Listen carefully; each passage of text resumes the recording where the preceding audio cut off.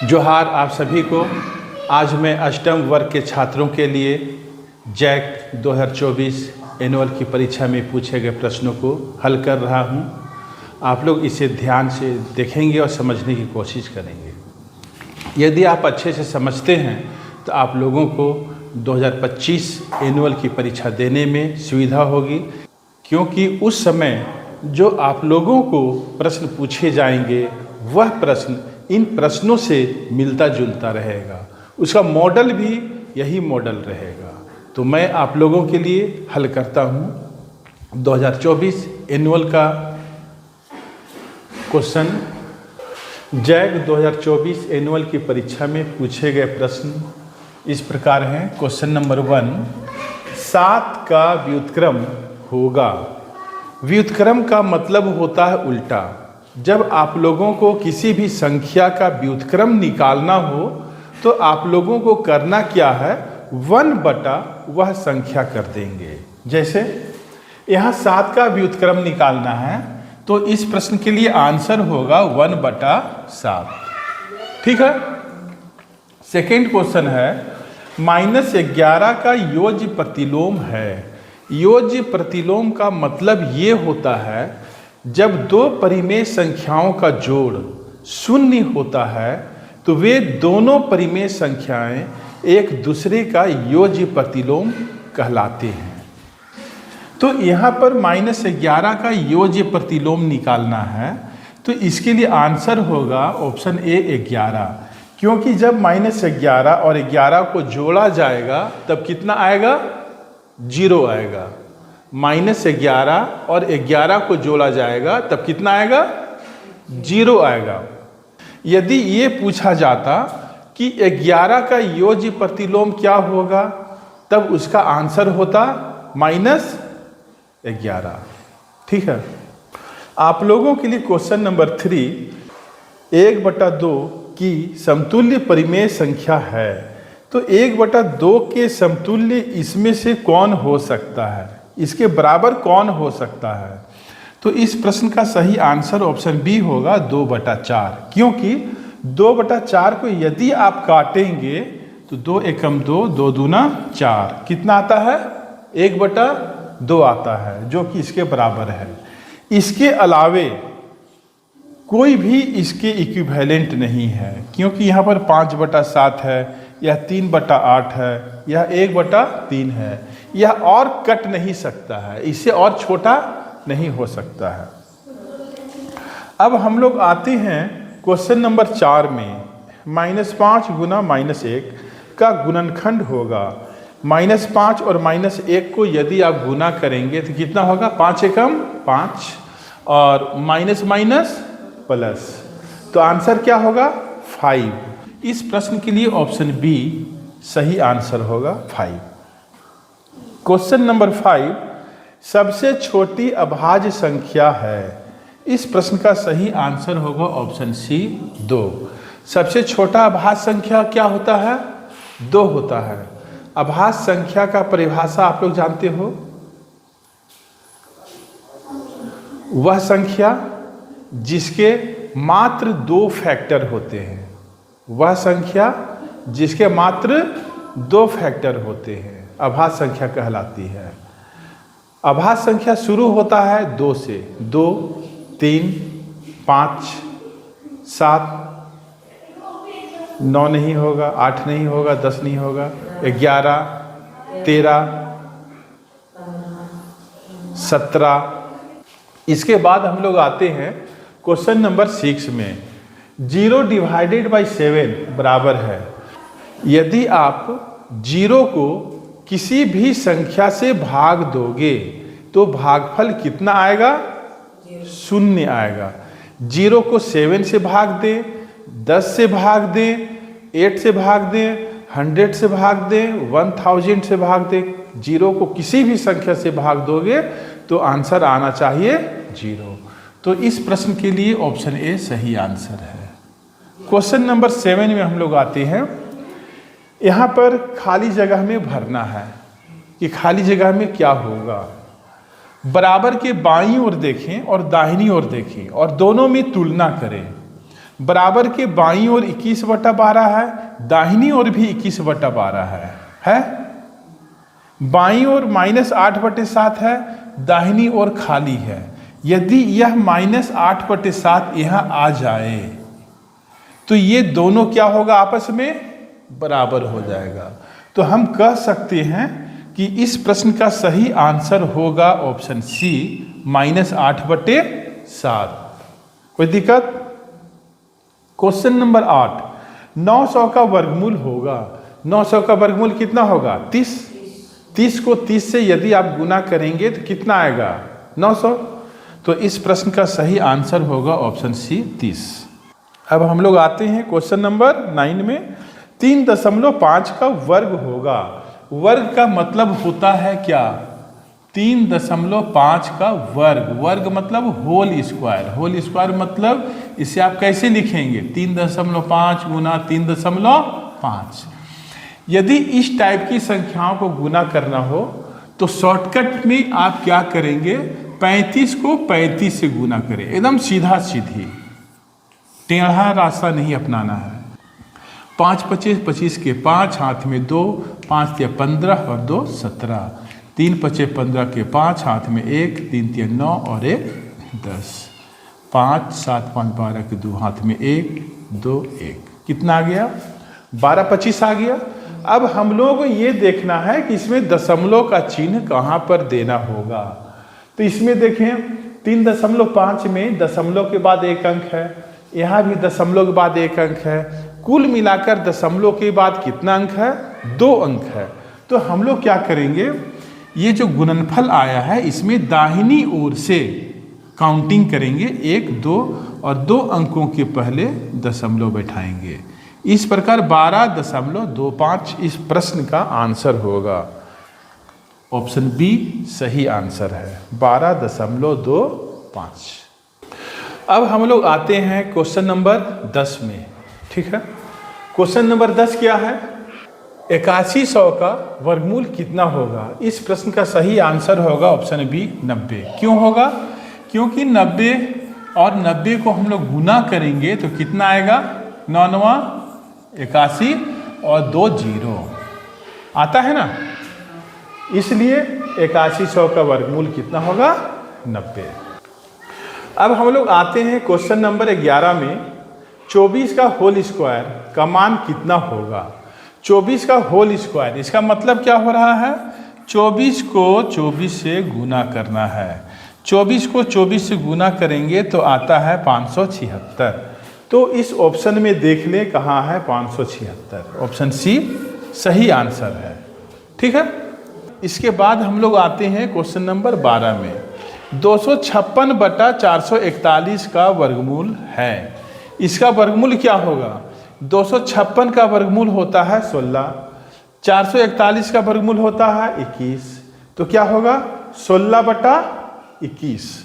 इसका हो गया 16 और इसका 21, तो 16/21। तो देखिए कहाँ पर है 16/21? ऑप्शन ए सही आंसर है। कोई दिक्कत? अब हम लोग आते हैं क्वेश्चन नंबर 13 में। पाइथागोरस त्रिक है। इस प्रश्न को थोड़ा समझना होगा कि पाइथागोरस त्रिक हम लोग कैसे समझेंगे। ठीक है, हम लोग एक समकोण त्रिभुज लेते हैं। हम लोग एक समकोण त्रिभुज लेते हैं, वैसा त्रिभुज जिसका एक कोण 90 डिग्री है। ओके, और ये हाइपोटेनस है, ये परपेंडिकुलर है और ये बेस है। पाइथागोरस के अनुसार क्या होता है? h स्क्वायर बराबर p square plus b square. ठीक है, पाइथागोरस के अनुसार क्या होता है? h स्क्वायर बराबर p square plus b square. कहने का मतलब ये हो रहा है कि किसी भी समकोण त्रिभुज में इस भुजा का स्क्वायर प्लस इस भुजा का स्क्वायर बराबर होगा कर्ण का स्क्वायर।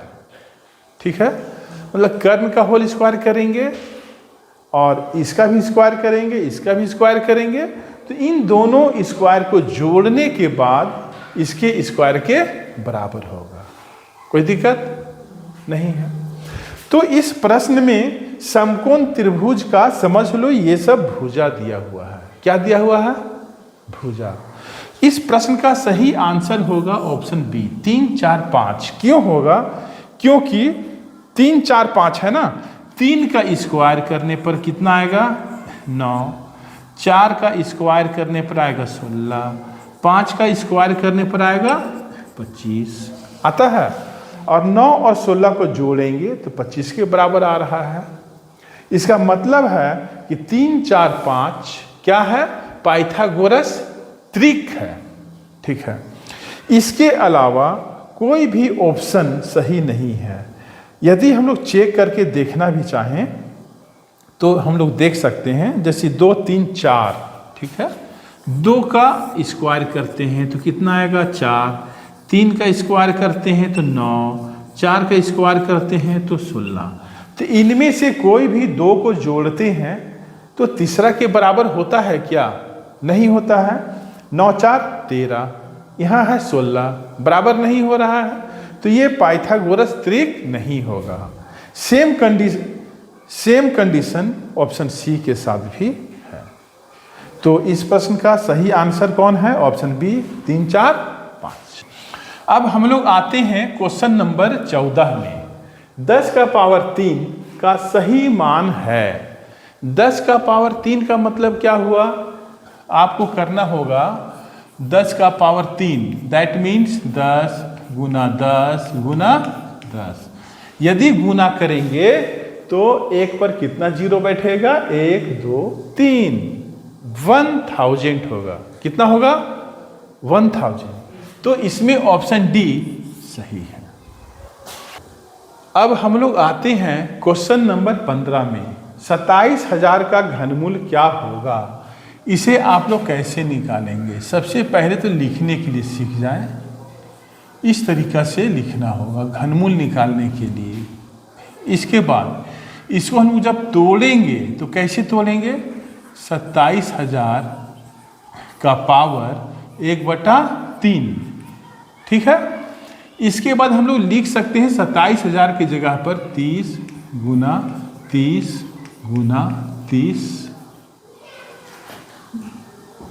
का पावर 1/3, ठीक है। 27,000 के जगह पर क्या लिख सकते हैं? 30 गुना 30 गुना 30, अब पावर है 1/3।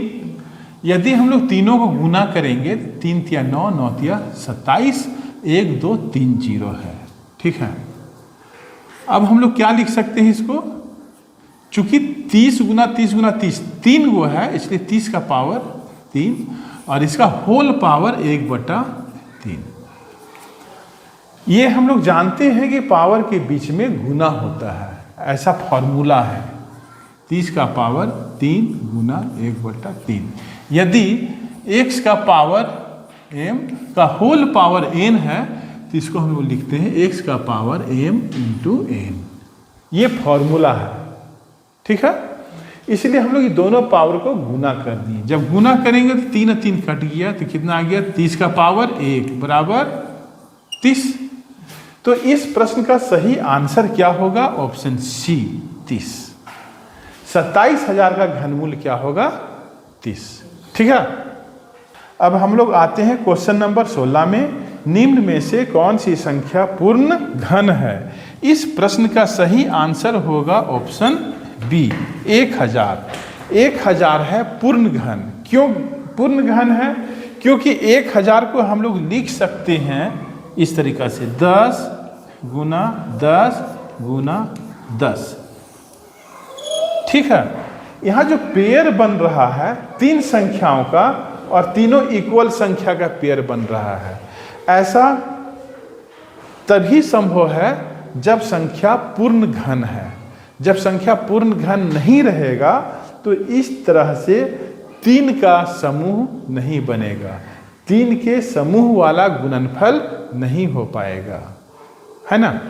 जैसे 100 को अगर हम इस टाइप से लिखना चाहेंगे तो नहीं लिख सकते हैं।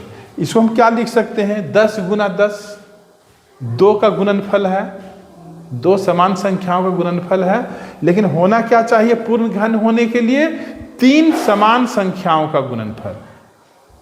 ठीक है, 3 समान संख्याओं का गुणनफल होना चाहिए। जैसे यहाँ 3001 को लिखना चाहेंगे तो नहीं लिख सकते हैं, 8100 को लिखना चाहेंगे तो नहीं लिख सकते हैं। तो ये क्लियर हो गया कि निम्नलिखित में से कौन सी संख्या पूर्ण घन है। तो इस प्रश्न का सही आंसर 1000 होगा। ठीक है, आप लोगों का जो नेक्स्ट बोर्ड एग्जाम होगा 2025 में, उसमें जो प्रश्न पूछे जाएंगे इन सभी प्रश्नों से मिलता जुलता ही रहेगा। हो सकता है संख्या कुछ चेंज रहे, लेकिन प्रश्न इसी के जैसे पूछे जाएंगे। यदि आप लोग 50 प्रश्न जो 2024 में आया है हल कर लेते हो, तो बहुत से प्रश्न आप 2025 में बहुत आसानी से हल कर लेंगे। अब हम लोग आते हैं क्वेश्चन नंबर 17 में। ठीक है, क्वेश्चन नंबर 17 क्या है? x का पावर 0 का संख्यात्मक मान होगा। x का पावर 0 का संख्यात्मक मान 1 होगा। किसी भी संख्या का पावर यदि 0 होता है तो उसका वैल्यू कितना होता है? 1। ये आप लोगों को याद रखना है। ओके, तो इस प्रश्न का सही आंसर ऑप्शन बी। अब हम लोग आते हैं क्वेश्चन नंबर 18 में। यहाँ ध्यान दें, -1/3 और 1/2 के मध्य एक परिमेय संख्या है। तो -1/3 इसको ऐसे देख लें, ये 0 है। -1/3, 1/3, 1 को 3 से भाग दें, 3 तिया 9, 0.33 आ रहा है। तो निश्चित है इसके पहले कहीं यदि 1 यहाँ है तो यहाँ के आसपास -0.33 होगा। और ये 1/2, 1/2 मतलब यदि यहाँ पर 1 है तो बीच में 1/2 का वैल्यू होगा। 1/2 मतलब हम कह सकते हैं 0.5। तो इन दोनों के बीच में एक परिमेय संख्या निकालना है, कौन होगा? 10 तो नहीं हो सकता है, यह भी नहीं होगा, यह भी नहीं होगा। ये देखते हैं -1/6। 1 को 6 से भाग दें, कितना आएगा? यदि आप 1 को 6 से भाग देंगे तो कितना आएगा? 6 × 6 4, 6 × 5 30। जब हम लोग 1 को 6 से भाग देते हैं तब कितना आ रहा है? 0.15। तो यह कहाँ पर आएगा? 0 और इसके बीच में होगा। ठीक है, हम लोगों को निकालना था -1/3 और 1/2 के मध्य परिमेय संख्या, इसलिए इस प्रश्न का सही आंसर यही होगा। अब हम लोग आते हैं क्वेश्चन नंबर 19 में। 7 के घन का इकाई अंक क्या होगा? घन का मतलब हो रहा है 7 का पावर 3। ठीक है, इसे हम लोग लिखेंगे 7 × 7 × 7। ठीक है, जब हम लोग तीनों को गुना करेंगे तो क्या होगा? 7 × 7 = 49 × 7। फिर क्या होगा? 7 × 9 = 63 के 3, हाथ में 6, 7 × 4 = 28, 29, 30, 31, 32, 33, 34। जब हम लोग 7 का घन करते हैं तब आता है 343। तो इकाई की जगह पर कितना आ रहा है? 3 आ रहा है ना। तो इस प्रश्न का सही आंसर होगा 3। क्वेश्चन नंबर 19 का आंसर क्या होगा? 3। ठीक है, अब हम लोग आते हैं क्वेश्चन नंबर 20 में। 108 को किस सबसे छोटी संख्या से गुना करें कि वह पूर्ण घन संख्या बन जाए? इसे हम लोग कैसे बनाएंगे? 108 आप लोगों को इस तरीक़ा से भाग करना होगा। 2 से कटेगा, 2 × 5 = 10, 2 × 4 = 8। 2 से 2 दूना 4, 2 से 14, 3 से 3 9 27, 3 से 3 3 9, 3 से 3 एकम 3। हम लोग इसे कैसे लिखेंगे? 108 बराबर 2 गुना 2 गुना 3 गुना 3 गुना 3। आप यहाँ पर देखें, यहाँ 3 का समूह बन गया। 3 गुना 3 गुना 3, यह जो समूह है सो कितने का है? 3 का है। ठीक है, तो ये घन हो गया। लेकिन यहाँ पर 2 गुना 2 है, इसमें यदि 2 से और गुना हो जाता तब यह भी घन बन जाता है ना। यहाँ पर प्रश्न था 108 को किस सबसे छोटी संख्या से गुना करें कि वह पूर्ण घन संख्या बन जाए। तो आपको करना क्या होगा? इस संख्या को 2 से गुना करना होगा। तो इस प्रश्न का सही आंसर होगा 2। सही आंसर क्या होगा? 2। इस संख्या को 2 से गुना करना होगा। अब हम लोग आते हैं क्वेश्चन नंबर 21 में। 3 का पावर 0, किसी भी संख्या का पावर 0 करते हैं तो उसका वैल्यू 1 होता है। 4 का पावर 1, दैट मीन्स 4। 5 का पावर 2, इसका मतलब हुआ 5 गुने 5। गुना करने के बाद कितना आएगा? 5 पचे 25, 25 चौके 100। तो इस प्रश्न का सही आंसर 100 होगा, 100 होगा, है ना।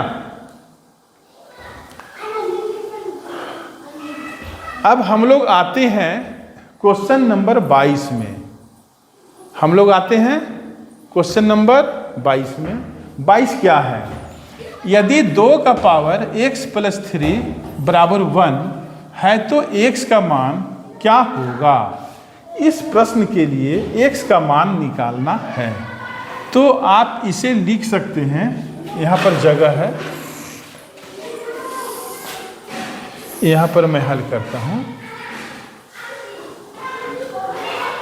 इस प्रश्न को आप इस तरीके से लिख सकते हैं, 2 का पावर x + 3 बराबर क्या है? 1 है। तो इसे आप लिख सकते हैं, इसे आप लिख सकते हैं 2 का पावर x + 3 बराबर 1। 1 के जगह पर हम लोग लिख सकते हैं 2 का पावर 0। इम्प्लाइज यहाँ पर ध्यान दें, 2 का पावर x + 3 बराबर 2 का पावर 0। यदि हम ये दोनों 2 को ढक दें तो दिखाई क्या दे रहा है? x + 3 बराबर 0। इम्प्लाइज x बराबर 3 को राइट साइड ले जाएंगे तो -3 हो जाएगा। तो इस प्रश्न का सही आंसर क्या होगा? x बराबर -3। इसके बाद हम लोग आते हैं क्वेश्चन नंबर 23 में। इसे हम लोग कैसे हल करेंगे? 51 स्क्वायर - 49 स्क्वायर का सही मान क्या होगा? एक फॉर्मूला होता है, a स्क्वायर - b स्क्वायर बराबर होता है a + b × a - b। ठीक है, ये फॉर्मूला होता है। तो यहाँ पर क्या है? 51 स्क्वायर - 49 स्क्वायर है, तो यहाँ पर क्या हो जाएगा? इस फॉर्मूला के अनुसार 51 - 49 और 51 + 49। 51 में से 49 जाएगा 2 गुना, इधर जोड़ना है, कितना हो जाएगा? 100। जब गुना करेंगे तो कितना हो गया? 200। तो इस प्रश्न का सही आंसर कितना हो गया? 200। ठीक है, इस प्रश्न का सही आंसर 200। अब हम लोग आते हैं क्वेश्चन नंबर 24 में। ठीक है, यहाँ ध्यान दें। 2x स्क्वायर - x + 1 का बीजीय व्यंजक है। इसमें देखें कितना पद दिया हुआ है। यह एक पद, यह एक पद और यह एक पद, कुल मिलाकर कितना पद हो गया? 1 2 3। तो यह बीजीय व्यंजक त्रिपदी है। इस बीजीय व्यंजक में कितने पद हैं? 3 पद हैं, त्रिपदी है। तो इस प्रश्न के लिए सही आंसर होगा ऑप्शन सी, त्रिपदी। ओके, अब हम लोग आते हैं क्वेश्चन नंबर 25 में। इस प्रश्न को हल करने के बाद क्या आंसर होगा, कैसे हल करेंगे? तो सबसे पहले जो पहला एक्सप्रेशन है एज इट इज, इसे लिख लेना है। अब हम लोग क्या करेंगे, इस ब्रैकेट को तोड़ेंगे। कैसे तोड़ेंगे? Plus minus, minus 3m square minus minus plus n square minus minus plus 4। इसके बाद 8m स्क्वायर में से 3m स्क्वायर माइनस हो जाएगा तो बचेगा 5m स्क्वायर।